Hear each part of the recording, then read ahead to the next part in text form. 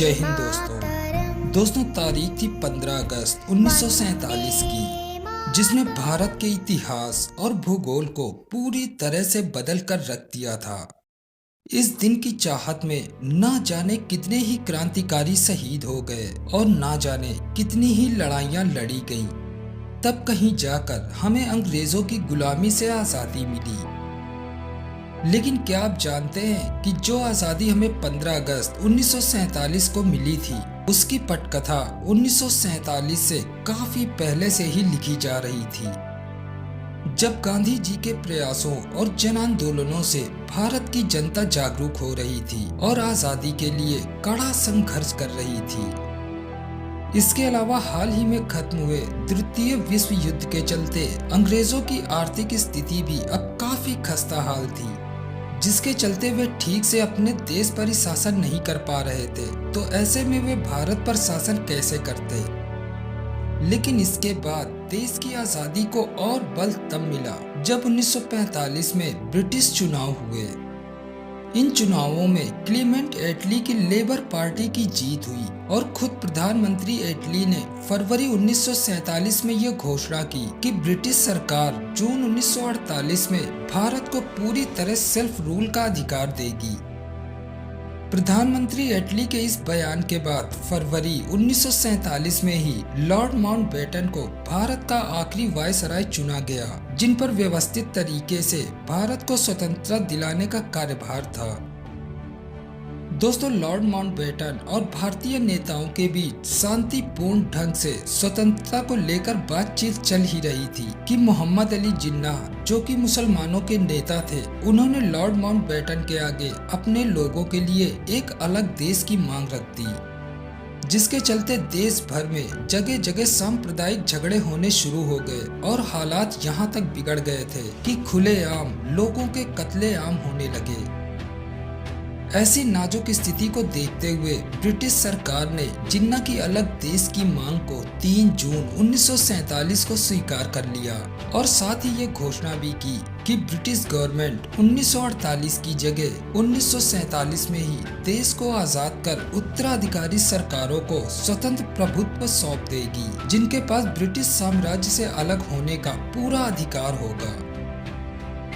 साल 1947 ब्रिटिश सरकार द्वारा भारत की आज़ादी के लिए चुना गया था, लेकिन अभी भी देश की आज़ादी की तारीख लिखी जानी बाकी थी। लिहाजा लॉर्ड माउंटबेटन ने 15 अगस्त की तारीख को देश की आज़ादी के लिए सुनिश्चित किया।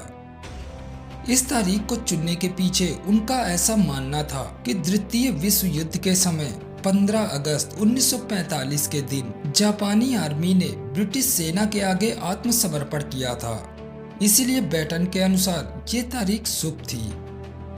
दोस्तों, ब्रिटिश सरकार जल्द से जल्द देश की बागडोर भारतीयों के हाथ में सौंपकर यहाँ से चले जाना चाहते थे, इसीलिए उन्होंने जल्दबाजी में ही सही मगर देश के बंटवारे का एक ऐसा काला फैसला हम देशवासियों के ऊपर थोप दिया था, जिसमें ना जाने कितने ही घर उजड़ने वाले थे और ना जाने कितनी ही जानें इस बंटवारे की भेंट चढ़ने वाली थी।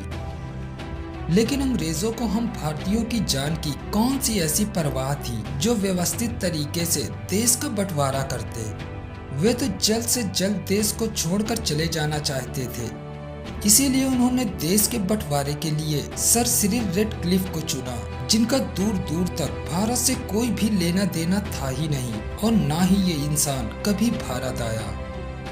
दोस्तों, इसने देश के बंटवारे के लिए ना तो देश की सीमाओं का जायजा लेना ठीक समझा और ना ही इस बंटवारे के लिए देश के किसी भी नेता से कोई भी बात की। इसने तो सिर्फ कागज के नक्शे पर चंद लाइनें खींचकर देश को 2 भागों में बांट दिया था, जिसमें भारत ने करीब 3,46,737 स्क्वायर किलोमीटर एरिया और करीब 8 करोड़ 10 लाख लोग एक ही रात में गंवा दिए थे।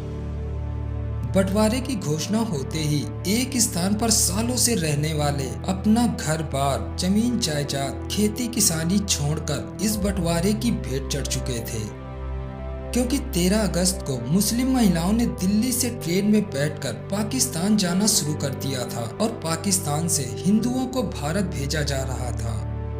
लेकिन पाकिस्तान से जो भी ट्रेन भारत के लिए रवाना हो रही थी, उन ट्रेनों में सिर्फ और सिर्फ लोगों की लाशें ही दिखाई दे रही थी। एक तरफ देश में आजादी का जश्न मनाने की तैयारी चल रही थी, तो वहीं दूसरी तरफ भारत पाकिस्तान बंटवारे के चलते देश भर में चारों ओर खून खराबा मचा हुआ था। इसी खून खराबे के बीच 14 अगस्त की रात 10 बजे पंडित जवाहरलाल नेहरू, सरदार वल्लभ भाई पटेल, डॉक्टर राजेंद्र प्रसाद और लॉर्ड माउंटबेटन वायसराय हाउस पहुंचे, जहां संविधान सभा की 5वीं बैठक में देश की आजादी का ऐलान किया गया। फिर इसके कुछ ही देर बाद यानी रात 12 बजने से कुछ ही देर पहले पंडित जवाहरलाल नेहरू ने अपना भाषण शुरू किया, जिसे ट्रस्टी विद डेस्टिनी के नाम से जाना जाता है। At the stroke of the midnight hour, when the world sleeps, India will awake to life and freedom. इसके बाद सुबह यानी 15 अगस्त 1947 की सुबह 8:30 पर पंडित जवाहरलाल नेहरू और उनके मंत्रिमंडल ने पद और गोपनीयता की शपथ ली। लेकिन अभी भी लोग बड़ी बेसब्री से इंतजार कर रहे थे आजाद भारत के तिरंगे को लहराते हुए अपनी आंखों से देखने के लिए।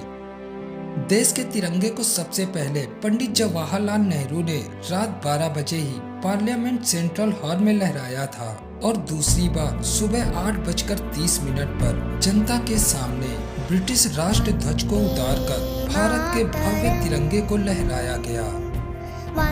उस समय देशवासियों की आंखें खुशी से नम जरूर थीं, लेकिन दूसरी तरफ अपनों से बिछड़ने का गम भी इनकी आंखों में साफ साफ दिखाई दे रहा था, क्योंकि इस बंटवारे में करीब 72,26,000 मुसलमान भारत छोड़कर पाकिस्तान चले गए, तो वहीं 72,49,000 हिंदू और सिख पाकिस्तान छोड़कर भारत भी वापस आए।